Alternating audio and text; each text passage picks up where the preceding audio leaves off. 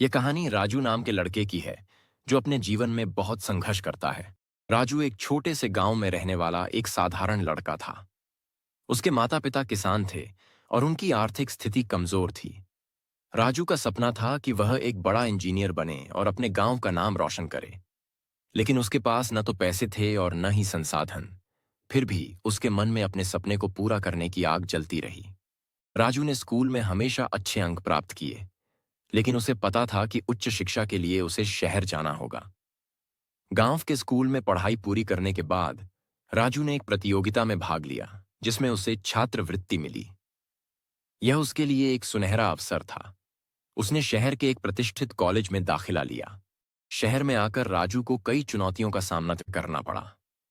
उसे नए माहौल में ढलना था, साथ ही पढ़ाई के साथ साथ काम भी करना पड़ा ताकि वह अपने खर्चों को उठा सके। राजू ने एक कैफे में पार्ट टाइम नौकरी की, जहां वह दिन में पढ़ाई करता और रात में काम करता। राजू की मेहनत रंग लाई। उसने अपनी कड़ी मेहनत और लगन से पढ़ाई में उत्कृष्टता प्राप्त की।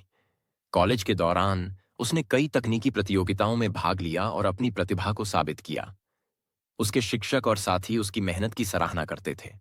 एक दिन कॉलेज में एक बड़ी प्रतियोगिता आयोजित की गई, जिसमें छात्रों को नवाचार के लिए अपने प्रोजेक्ट प्रस्तुत करने थे।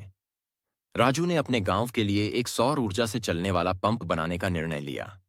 यह पंप गांव के किसानों की मदद कर सकता था, जिससे उन्हें सिंचाई। राजू ने अपने प्रोजेक्ट पर दिन रात काम किया। उसने अपने दोस्तों से मदद ली और अंततः प्रतियोगिता के दिन अपने प्रोजेक्ट को प्रस्तुत किया। जजों ने उसकी मेहनत और नवाचार की सराहना की और उसे पहले स्थान पर रखा। इस सफलता ने राजू को प्रेरित किया कि वह अपने सपने को पूरा कर सकता है।